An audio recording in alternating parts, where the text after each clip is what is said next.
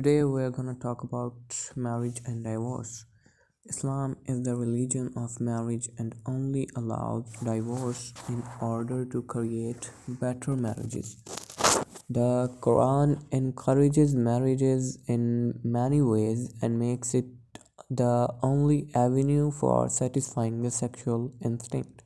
It urges society to bring about the marriages of unmarried men or women and instructs unmarried people to remain chaste until God provides for them out of His bounty. They become married and share in this blessing, which figures prominently in the Quranic discussion of God's blessing to mankind. In chapter 30 and verse number 21, Allah says in Quran, one of his signs is that he created for you from among yourselves spouses so that you may find repose in them, and he ordained affection and mercy among you. Surely in this there are signs for people who reflect.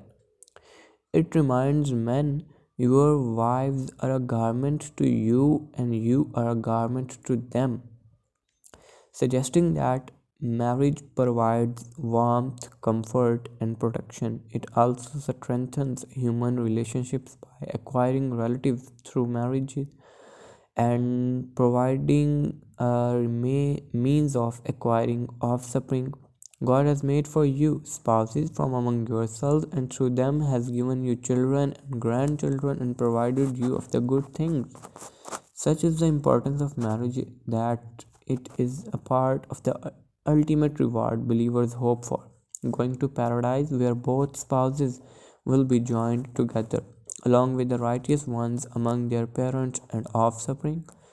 In line with the Quranic teachings, the Prophet Muhammad, who is the model for all Muslims to follow, had a rich, successful married life and said marriage was a part of the way of life he brought, and whoever shunned that way of life did not belong with him.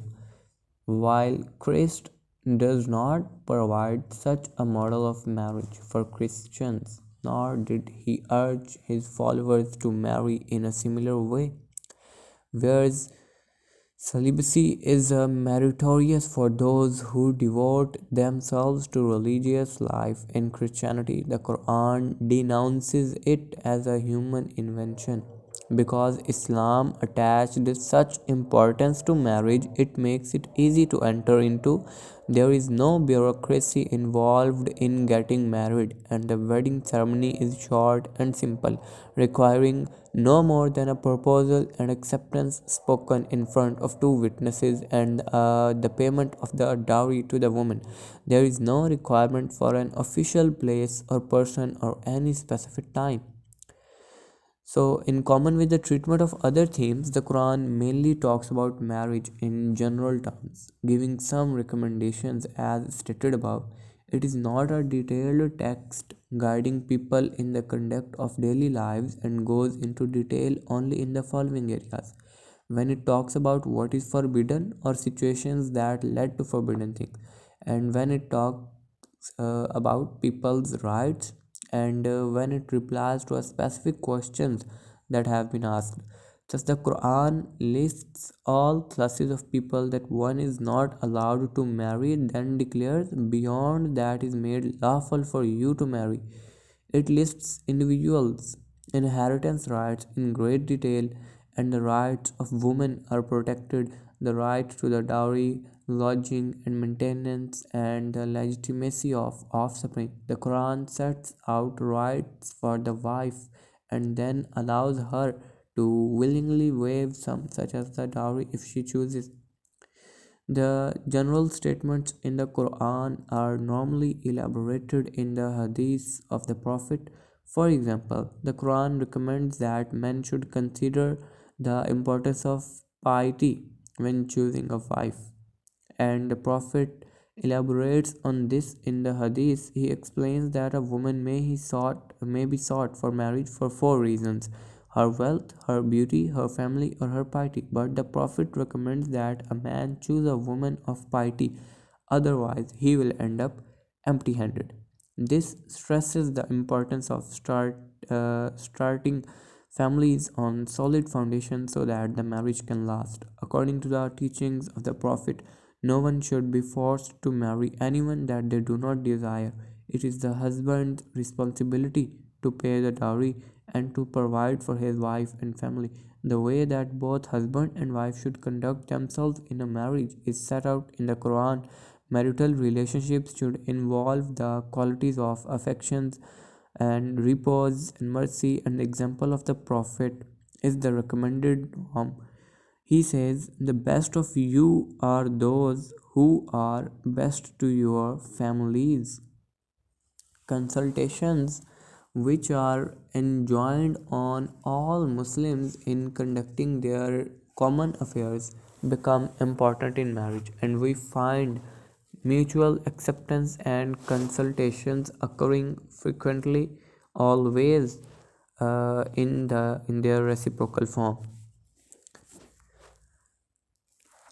And then another frequent term or expression is maruf, which means what is good and commendable. Indeed, this occurs four times in one page in chapter 2 and verse number 232 till 236. Thus, compulsion within marriage is prohibited. The marriage contract is considered to be a very strong bond which should stop injustice or ill treatment. The physical relationship is considered very important, and God commands the believer to partake in it, saying, "Seek what God has ordained for you." Accordingly, the Prophet considered this a meritorious act. When one of the companions said, "How can this be so?" the Prophet explained, "If you did it with someone other than your wife, would you not be punished for it? Equally, you will be rewarded for it when it will be with your wife." The Prophet recommended that men should approach the physical relationship with proper affection and the right mood for both parties, saying, "Let none of you fall upon his wife like a donkey falls upon a she donkey." When women are menstruating, husbands should not have intercourse with them as it is painful and unclean. We know from hadith that there is no ban on anything other than full intercourse. When the Muslims migrated from Mecca to Medina, the men found the women of Medina bashful and only willing to sleep with their husbands lying on their side. So the Muslim men asked the Prophet if there was anything wrong with such sexual position. The answer came in the Quran: "Women are your fields, go then into your fields whence you please. Forward good deeds for yourself for the judgment day. Be conscious of God and know that you shall meet Him, and give good tidings to the believers." So, even in this intimate situation, they are reminded that they should forward good deeds for themselves. The good deed here is to make the marriage as God has intended, full of affection and mercy, and any misbehavior in this intimate situation will be recorded and they will face the consequence of their bad or good acts on Judgment Day when they will meet God. The Prophet was asked if it was lawful for men to practice the only form of contraception that was available to them. Coitus uh, interruptus, and Muslims jurists have said that this should only be done if the wife consents to it. Both husbands and wives are reminded that they should literally guard their private part from approaching others or being approached by the other than the lawful person. Believers are described in the Quran as those who pray, "Our Lord, give us full contentment and joy in our spouses and offspring, and make us an example to be followed by the pious." The Prophet advised that if a man sees a woman and feels any desire for her, he should rush to his wife. The Prophet says that the best pastime for a husband is to play with his wife or to train his horse, and the best money spent is money spent on your wife. Placing some food in the mouth of your wife is a meritorious act. The husband who is responsible for maintaining his family should not squander his money or even give it away in charity to the disadvantage of the family. When a companion of the Prophet asked him whether he should give away all his wealth to charity, the Prophet said no. The man said, "Can I give half?" The Prophet said, "No, a third." And even that was too much. It is better for you to leave your family well provided for if you die rather than leave them to beg from people. He also said, "Only a good man treats women well, and only a mean man treats them badly." Islam protects married life in many ways. It enjoins chastity on everybody and stipulates a deterrent penalty for violation and defamation of character. No one should go into other people's houses without the owner's permission, and men and women who are not married and are outside the family circle should not mix freely within houses when they are alone together. Polygamy is permitted in the Quran. Unlike marriages and divorce, it is only mentioned once and only incidentally rather than having a separate section or verse devoted to it. It is only permitted within the proviso that if you feel you may not be equitable to co-wives, then you may only marry one. So it is neither obligatory or highly recommended and merely allowed in certain circumstances. Muslim scholars have written in justification of this institution. They argue that in some marriages it can be advisable if, for example, the first wife is unwell or has lost interest in marital relation or cannot bear children. If the husband is barred from marrying another wife, he may find no alternative to divorcing the present wife. In such circumstances, if polygamy was not allowed, men could be driven towards having an illicit relationship. In situations where women outnumber men, polygamy also provides a solution in a religious morality that does not allow sexual relationships outside marriage.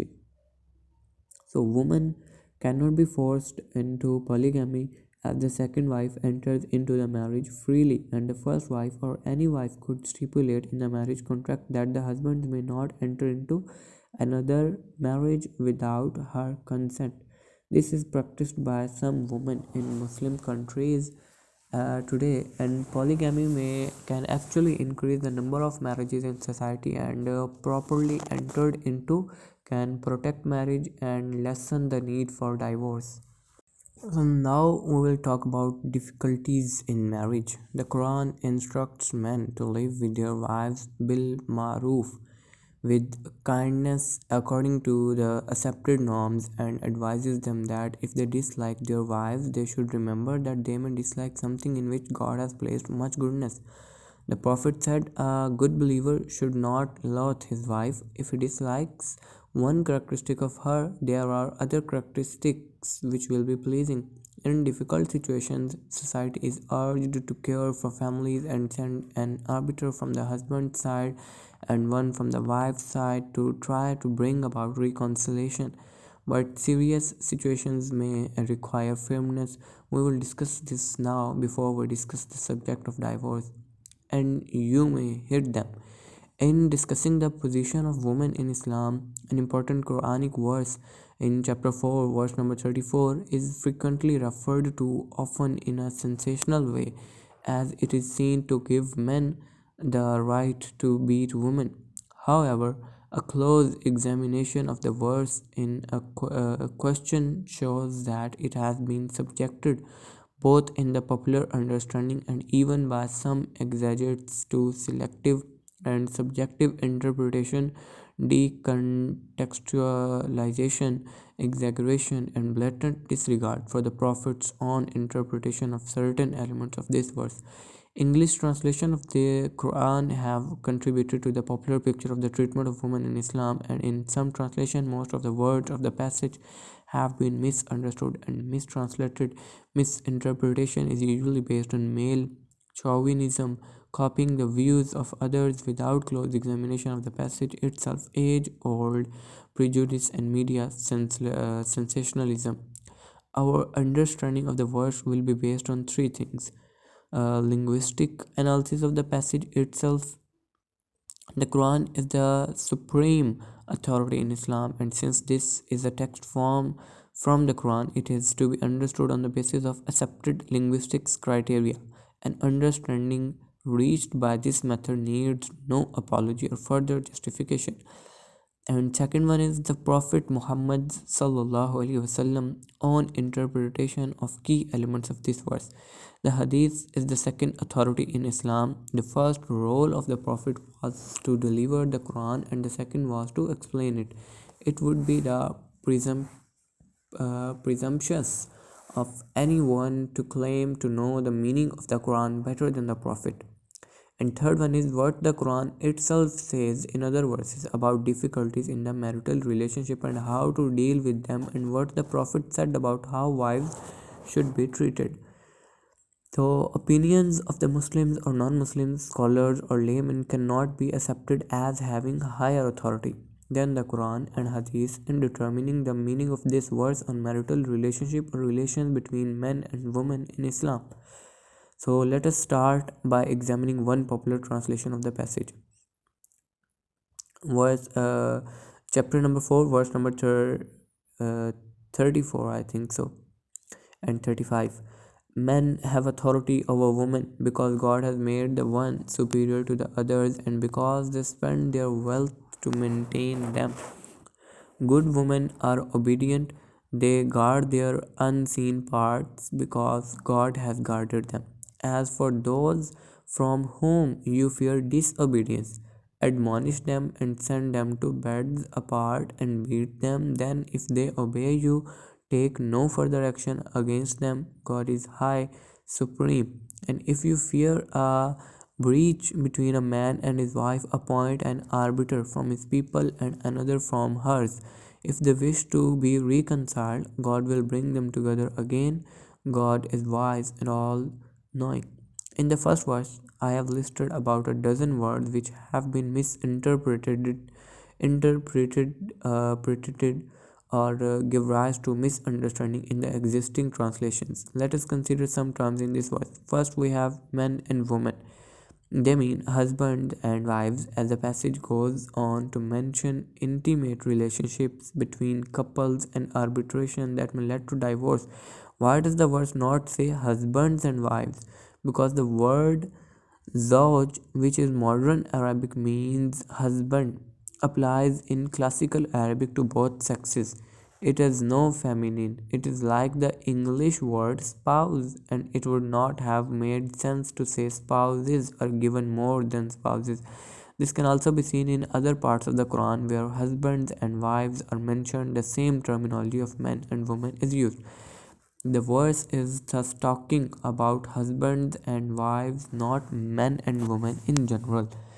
This distinction is important because those who misunderstand the verse take it to the mean that God has given men in general more than women. In general, applying that very extensively and interpolating what they think men are given more of, for example, strength, intelligence, wisdom, even having a beard is listed by some. Then they go on from this to say that women cannot be judges, heads of state, or in any position of the leadership of our men. Secondly, we come to the keyword Kawamuna ala. In English translations, you find such renderings as have authority over them, in charge of the affairs of, protectors and maintainers of. In Arabic lexicography, the expression kama awa means merely maintain her and attend to her affairs. This hadith also elucidates the meaning of kawama. At the time of the Prophet, a companion of the Prophet explains that he chose to marry an older, experienced woman because he had young orphaned sisters and he wanted a woman takumu alayhinna and to gather them and comb their hair. However, judging by the rest of the verse, it appears that there is another role, one which makes the husband the chairman of the family. So to speak, every one of you is a shepherd and will be held responsible for his charges. The man is a shepherd in his house and is responsible for his charges. The woman is a shepherd and she is responsible for her charges. The servant is a shepherd over his master's property and he will be responsible for his charges. So, Islam attaches great importance to people being together in a group with a leader. Praying together, led by an imam, increases the reward for each individual 27 times. The Prophet had a distinct desire for good management and said, if there are three of you on a journey, let them appoint one of them as Amir, the one in charge. And when he sent a group of people away for any purpose, he would see that they had an Amir, thought not to bully them because he said the Sayyid or chief of a group of people is their servant. Similarly, he advised that the pace of a traveling company should be set to suit the weakest among them. The Imam in prayer should set his pace to suit the old and mothers who need to attend their babies. So, in the family, which is the fundamental unit of society, there must be a head or a chairman. In the Quran, this role is assigned to the husband, who has the responsibility to maintain the family, whereas the wife is not obliged to maintain the family or even herself. The Qawama or stewardship of the family that is assigned to the husband does not give him open or unlimited authority. It is limited by the Quranic principle of Ma'ruf and works according to the principle of Shura. Qawama is part of Muashra, living together. Husbands are ordered that consort or live with them bil maroof, in a good manner, in accordance with what is honorable and commendable. Al maroof is taken for granted in the marriage contract in the Quran. By virtue of the marriage contract, husbands make a strong pledge to their wives, understood by the exegetes to be living together according to what is honorable and commendable. As for the principle of Shura, the Quran describes the believers as those whose affairs are conducted by consultation. So, this is a general and permanent description that was revealed in Makkah before political life was started in Medina. Naturally, it applies to the most basic social unit, the family. It has been seen above that such expressions of reciprocity as muashara and tashawur, mutual consultation, and taradi, mutual acceptance, and frequent in chronic discussions of family matters. So the roles of Kawama, which involves the husband's responsibility to maintain and look after his wife, is different from merely ruling over the wife, as is made explicit in the book of Genesis. There, as a punishment for making Adam eat from the fruit, Eve was told that her pains would be multiplied in conception, and in sorrow shalt thou bring forth children, and thy desire shall be to thy husband, and he shall rule over thee. A third concept that has been misinterpreted is the Arabic expression Bima Fadlallah, which explains the basis of Kawama. There is one translation of Yusuf Ali who says, because God has given the one more strength than the other, and other says, because God has performed in bounty one of them over another. And one is Pickett Hall. He translated, because God made the one of them to excel the other, and Dawood translated it, because God has made the one superior to the other. So the root of concept of fadl in Arabic means to give more. Lexically, fadl is ziyada, more. That is why some exegetes understood it to be the extra in the share of inheritance, thinking that this is corroborated by chapter number 4 verse number 32, while others thought it was strength, intelligence, and so on, or the beard. However, this is all based on a hasty incorrect reading of the text, which assumes that ma in ma fadla has the same grammatical function in uh, fourth chapter verse number 32 and fourth chapter verse number 34. It does not. In the former, it is a relative pronoun, meaning that which God has given more of to some than to others. As such, it requires an additional preposition and a pronoun, be he, in fourth chapter 34 verse. On the other hand, ma is masdariya.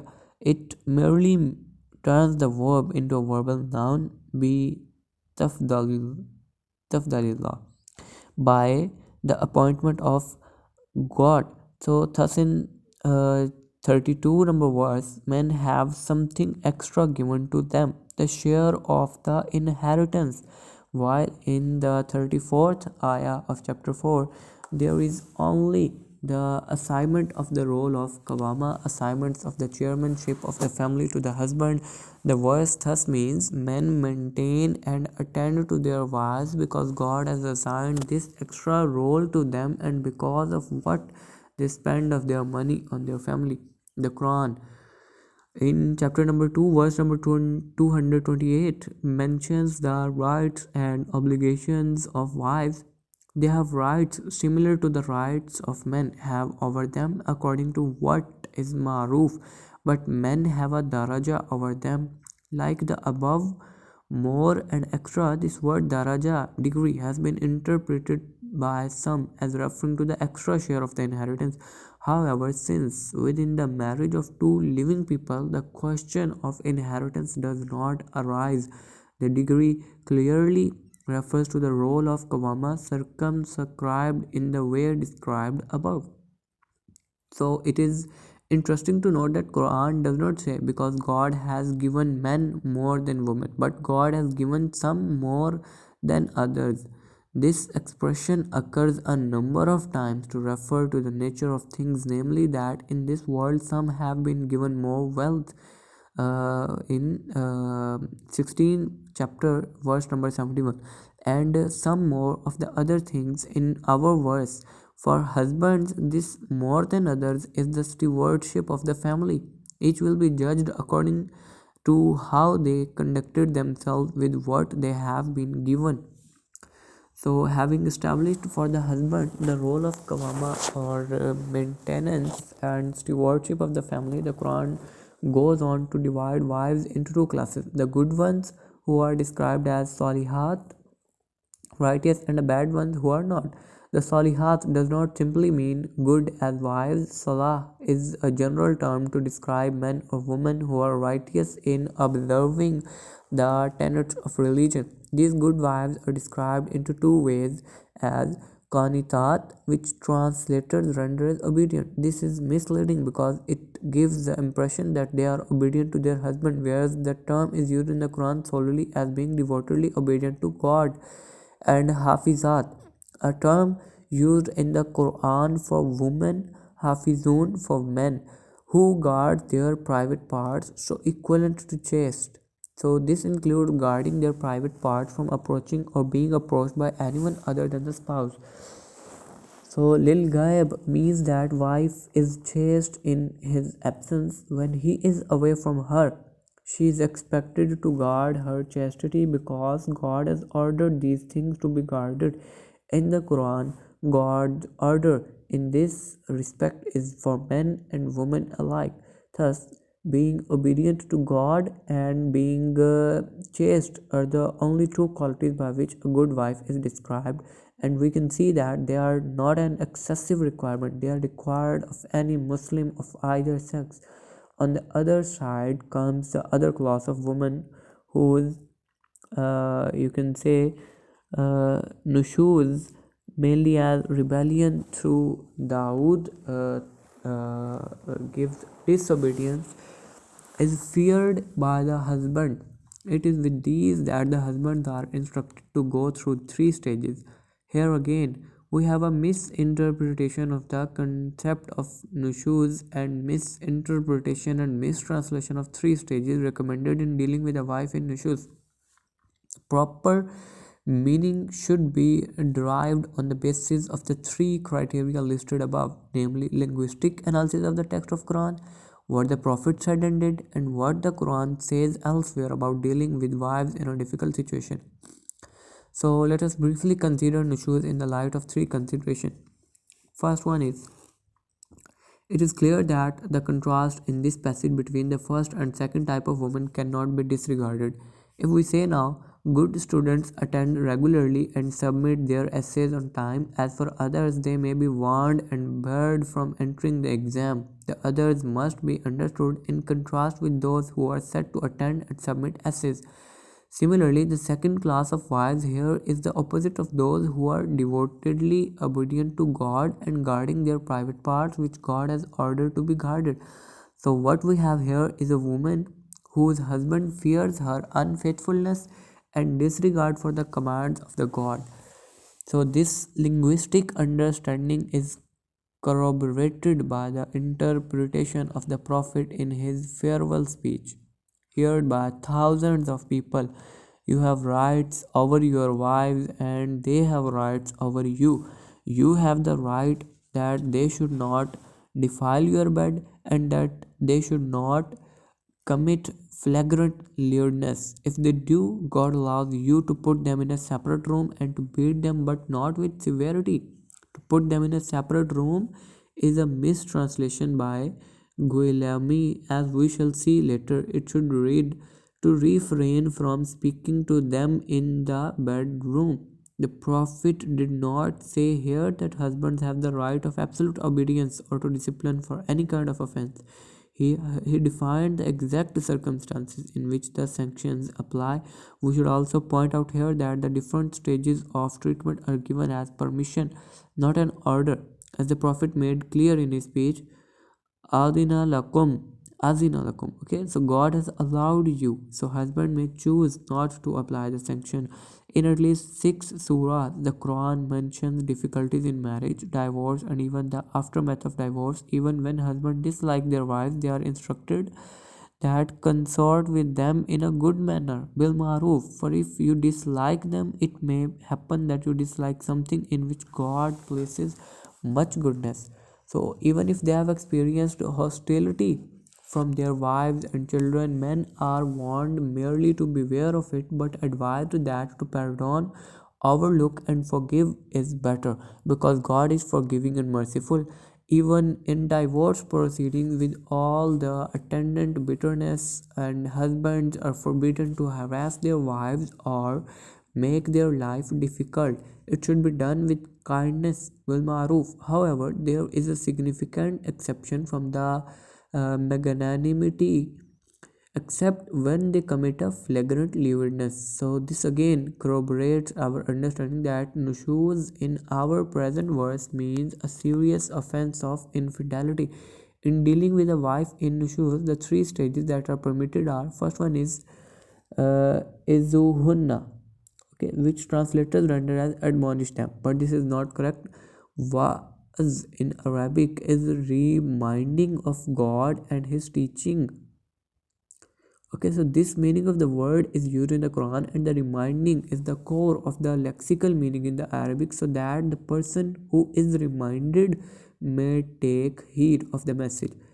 And second one is wahjuruhunna fil madaji, which translators render variously as send them to beds apart, which Dawood translated banish them to beds apart, banish them to their couches, refuse to share their beds, leave them alone in the bed. Those who say send them or banish them have a basic misunderstanding of the verb. Even if it is understood as leaving, it is men who are asked to leave, not the woman.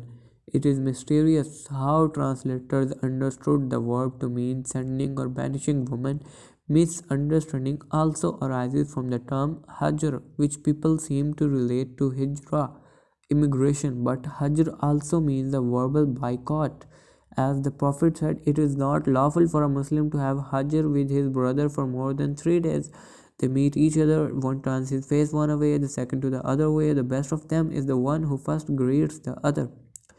So these are the people who meet, and the term Hajar still applies to them because the one does not speak to the other, and this is what it implies in our verse. This sulking our boycott is suggested only in bad fil madaji, not in front of the children or others. It is remarkable that a husband who fears that his wife may have been unfaithful in his own house in his absence should be blamed by some for boycotting her for a while in bed. It must also be remembered that it is the duty of any Muslim man or woman, if they see someone misbehaving, to go through the stage of verbal reminding, and if this does not work, to show disapproval by boycotting them. It is an obligation on every Muslim in accordance with the Prophet's hadith. Whoever sees a munkar, something objected to by religion, should change it with his hand, and if he cannot, then with his tongue, and if he cannot, then with his heart, and this is the last degree of faith, least degree of faith. So the husband here is like any Muslim. The third stage is beating. Uh, Vadribuhunna. This is done only if the first two stages does not work.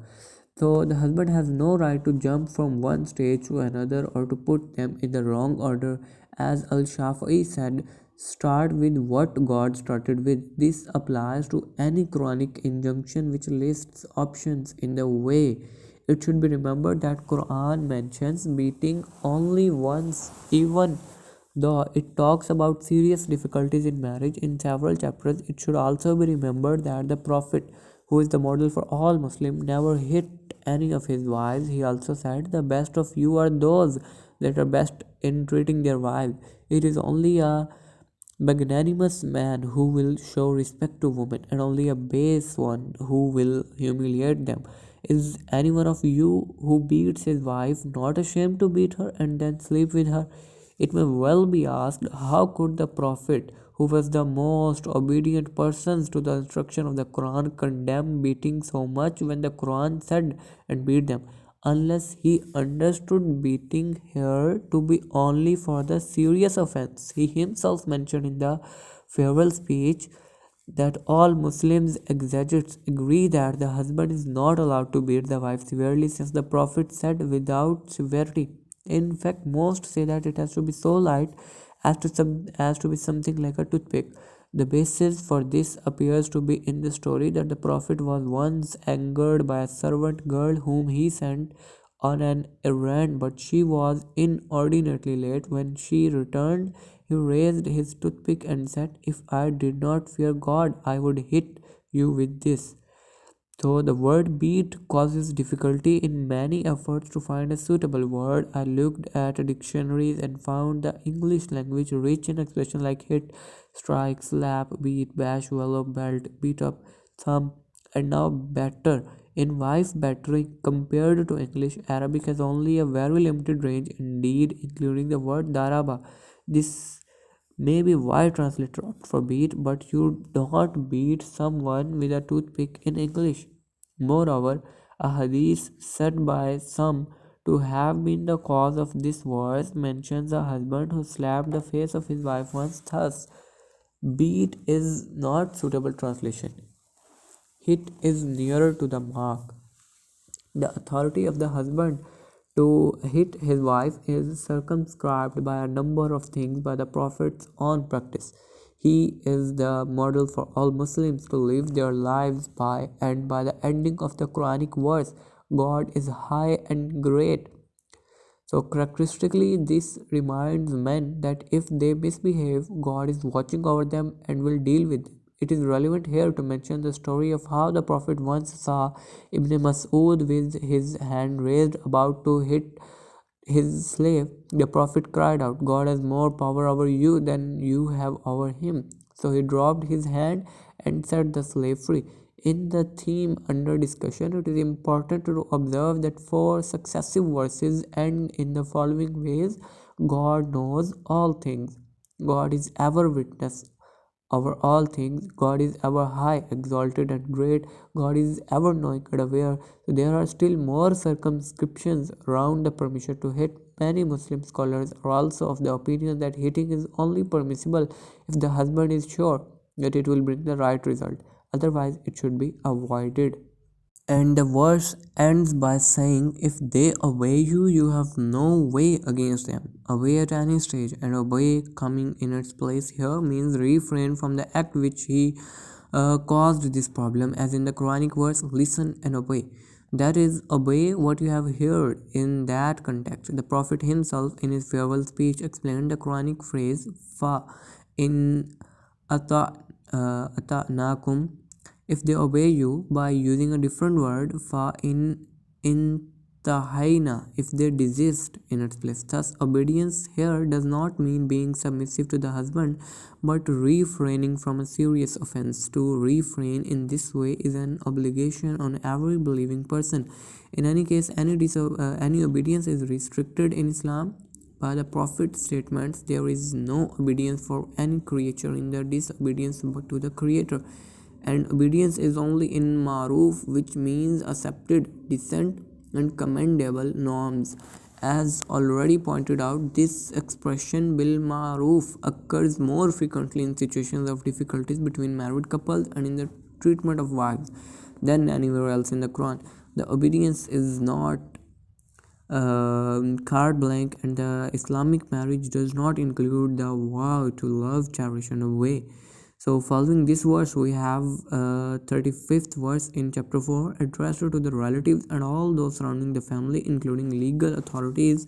If you fear a breach between the couple, appoint an arbiter from his people and one from her people. If they desire amendment, God will make them of one mind, and He is ever knowing and aware. In Islamic society, volunteering to bring reconciliation is a meritorious act. This is an individual level, but the state is also under an obligation to create a body responsible for implementing Quranic teachings. An attitude of "it is none of my business" runs counter to the teaching of the Quran and the Prophet. Even at the stage of fearing a breach, the Quran states, if they desire amendment, God will bring reconciliation.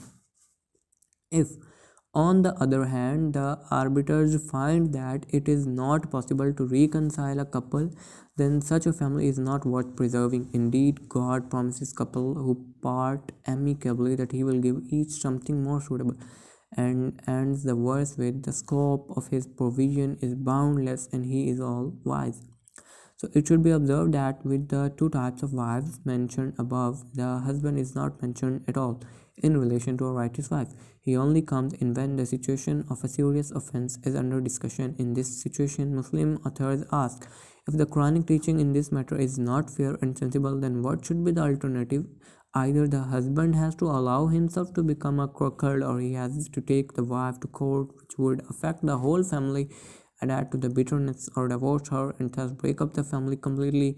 Surely it is better to remind the wife of her duty, or sulk for a while, or even strike her lightly, and then bring in arbiters who could, if all attempts at reconciliation fail, rule in favor of a divorce.